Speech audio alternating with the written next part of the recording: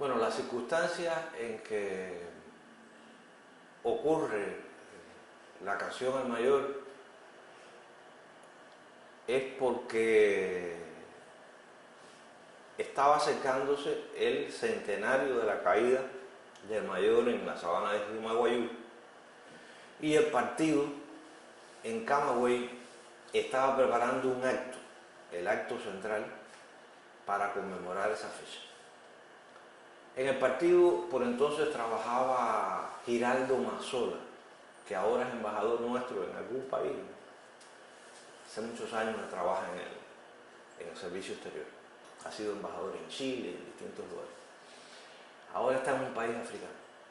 Y Mazzola, que éramos amigos ya entonces, me escribió y me dijo si yo podía hacer una canción para el centenario.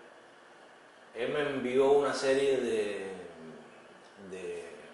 documentos que tenía el partido en ese momento, pero que a mí no me inspiraron mucho, porque era todo muy metodológico y muy esto se hace así, esto se hace así. Y realmente para trabajar en algo como una canción, ese tipo de documentación no ayuda mucho. Entonces yo empecé a documentarme con una serie de libros de historia. Me acuerdo que me sirvió de pretexto para retomar, y esta vez sí leerme de punta a cabo, la historia de la guerra de los 10 años de Ramiro Guerra. Y por entonces se había lanzado un libro de Mary Cruz en forma de biografía novelada también sobre el mayor, se llamaba El Mayor, me parece. Creo que leí también un material de Ana Núñez Machín, la historiadora de mi pueblo, por cierto, San Antonio. En fin, eso y toda una serie de... Me leí lo que escribió Martí sobre Aramonte, por supuesto. Llegó un momento, yo tenía muy poco tiempo para hacer la canción, y llegó un momento en que tenía tanta información que esa parte selectora o selectiva que tiene que haber en el pensamiento para escoger lo apropiado para decir lo que uno necesita decir, realmente estaba bastante confundida. Era demasiada la información que yo me había tragado en cuestión de una semana, que me pasé leyendo sin parar. Y recuerdo que cuando yo tenía que entregar el libro, la canción, digamos un lunes, y el viernes yo no había hecho todavía la canción en mayor. Yo había hecho 2 intentos de canciones, 2 acercamientos, 2 bocetos, con unas músicas completamente diferentes, con unos textos completamente diferentes. Y estaba inconforme realmente con lo que yo quería dar para esa fecha. Entonces, ¿qué pasa también? La figura del mayor es una figura que a mí me motivaba mucho. Desde mi niñez, desde mi infancia. Siempre, si uno analiza un poco la figura del mayor, es un poco arquetípica del héroe del romanticismo. Además, una figura del romanticismo propiamente como corriente de pensamiento y de arte, mitad de 1800, influido también por toda la corriente romántica libertaria, filosófica, europea, americana, en fin, un hombre además al que se unía una gallardía, una presencia también noble, una historia de amor que también encantaba, que también seducía, que trascendió mucho en nuestra historia. No hay libro de historia que no hable sobre Amalia Simoni. Todos son factores, la habilidad en la esgrima del mayor, incluso algunos episodios en que él se luce en combate por esa habilidad que tenía, porque además cultivó el arte del esgrima cuando joven. Todos esos factores ya venían desde mi niñez, haciendo que el mayor fuera, digamos, además de Martí, por supuesto, y Céspedes, una de las figuras principales cuando yo pensaba en las guerras de liberación de España. Entonces, por todo esto, era mucho lo que tenía. Ese viernes yo recuerdo que incluso hasta me planteé escribirle o llamar a Mazola y decirle, oye, yo no puedo con esto. Pero tuve un poco de paciencia y creo que el sábado, efectivamente el sábado, fue que hice la canción. La hice así mismo como está, o sea, de arriba abajo. No retoqué nada, no quité nada, no. Después puedo aclarar un detalle que tiene la canción que puede resultar curioso, o aparentemente no fiel a la realidad, pero es intencional. Entonces hice la canción el sábado, el mismo sábado, entre sábado y domingo, el mismo sábado hice el arreglo, escribí, me senté, agarré una partitura. Esto lo vamos a hacer con bajo, con batería, con flauta, con tres, yo tocando la guitarra, escribí todo eso. Yo estaba en el grupo de experimentación sonora, ya podía escribir mis temas, mis canciones. El domingo recuerdo que convocamos a la gente y grabamos la canción, y el lunes se la mandamos a Mazola por avión. Hasta ese momento yo no sabía tampoco que íbamos a participar en el acto. Para mí es que la canción iba a servir de fondo en el acto, algo de eso, no sabíamos. Y entonces tengo entendido que Mazola eleva el pensamiento a las alturas, como dice la canción, y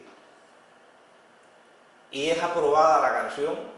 Y entonces ahí nos llama a Alfredo Mazola y le dice, oye, dile a los muchachos que se monten en el avión, que vienen para acá, creo que fue el jueves o el viernes, el día del...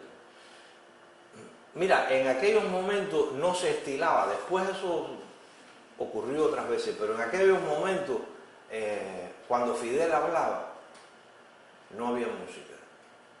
Eso no se estilaba. Que hubiera una parte musical y una parte de discurso, eso no se estilaba. Por eso fue también un gran impacto para nosotros. La cosa, pero ven acá, pero eso va a ser en el mismo momento ahí. Está bien, vamos a hacerlo.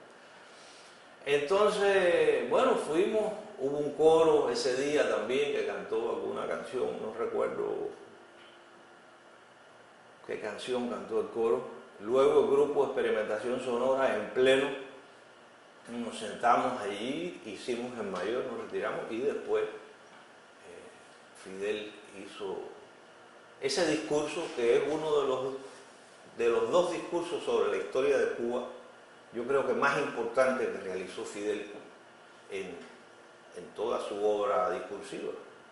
Uno fue el de 1868, el de los 100 años de lucha, e indudablemente el segundo discurso en importancia sobre esas contingencias históricas es este de 1973, poco que completa la idea y zanja un asunto que había pendiente con el mayor, que eso yo empecé a escucharlo, la verdad, después del triunfo de la revolución. Antes del triunfo de la revolución, yo nunca oí a nadie decir que hubiera la sospecha de que el mayor hubiera sido, ¿cómo se llama?,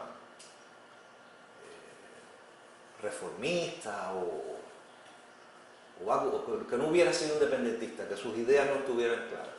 Jamás yo había escuchado eso. Todo lo contrario, el mayor es el que dice que nuestro grito sea para siempre el de independencia comunista.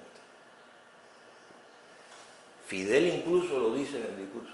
¿Cómo una persona que ha dicho estas palabras se va a dudar de su integridad y de su compromiso con las ideas independentistas. Entonces, aquí viene la parte del texto. Cuando yo hice la canción, hubo gente que escribió, incluso en la prensa. Yo, en esa época era muy difícil, no existían los blogs ni nada de eso, uno no, te decían algo y te tenías que quedar dado. Entonces, hasta se dijo que bueno, que tenía inexactitudes porque la canción, porque Agramonte había muerto de bala, y yo digo, y mientras más mortal el tajo, es de arma blanca. ¿Qué pasa? Pero el arma blanca, en términos de herida, es la herida vil. Es la herida vil. Y es la mentira que se quiso echar sobre el nombre de Agramonte. A ese tajo es al que yo me refiero cuando digo, y mientras más mortal el tajo, es más de vida. Yo estaba convencido de que Agramonte, sin tener, por supuesto, todos los elementos históricos, pero no me parecía que una figura como Agramonte hubiera podido coquetear en alguna vez. Y todo eso viene porque de la zona de Agramonte hubo antecedentes de ideas así anexionistas y ese tipo de cosas, pero que él nunca la suscribió ni muchísimo menos la reprodujo.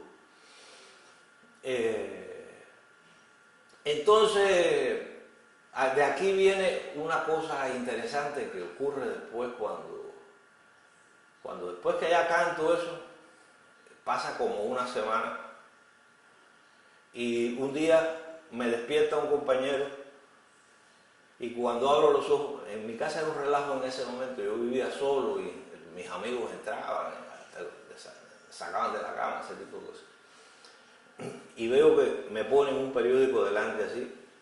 Ese era Jorge Ruiz, que había sido capitán, era marido de Adita Santamaría, había sido capitán del 26 en el llano, aquí en La Habana.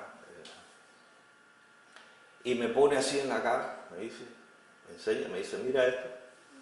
Y yo abro los ojos así y veo una foto mía. Y ¿eso dónde es? Y me pone la primera plana en el Granma. Imagínate tú, principio del 73, una foto mía en el Granma, con la letra del mayor. Y yo digo, ¿y esto qué cosa es? Entonces nunca me expliqué. Yo dije, bueno, esto tiene que ser algún compañero que se le ocurrió hacer esto. Unos días después, en casa de Aide Santamaría, que era mi amiga, me encuentro a Armando Jara, que me dice, oye, ¿tú te pusiste de acuerdo con Fidel para lo del discurso y la canción? Yo le dije, Armando, ¿cómo me voy a poner de acuerdo con Fidel si yo nunca he hablado con Fidel? ¿Tú nunca has hablado con Fidel? No, nunca he hablado con Fidel. Dice, pues mira, él se la sabe.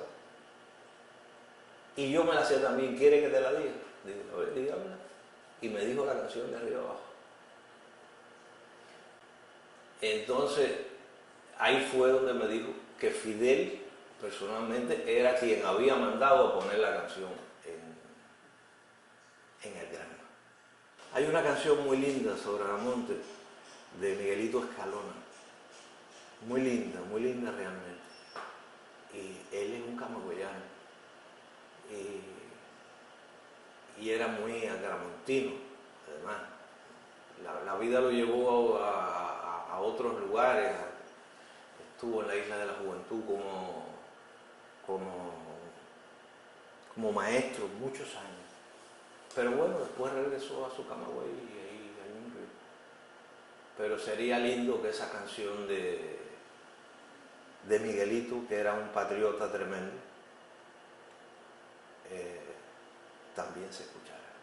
Llegó un momento en que estaba saturado de información. A veces uno se sobresatura de información y realmente hasta que la mente no ordena los conocimientos y los coloca donde deben ir para tenerlos a mano, etapa de confusión, que creo que es lo que me pasó. Pero de pronto parece que la misma necesidad, la compulsión del momento, me llevó a ordenar aquello rápido. Claro. Y en fin, a tomar. ¿Qué es lo que pasa? Que no explico muchas cosas, sino lo que hago es empiezo como a contar la vida de Ramón. Primero empiezo con algo filosófico general sobre la tierra. El hombre se hizo siempre de todo material, de villas señoriales, como era Ramón, o barrio marginal, como eran los que él estaba liberando y los que se estaban liberando a sí mismos con la guerra de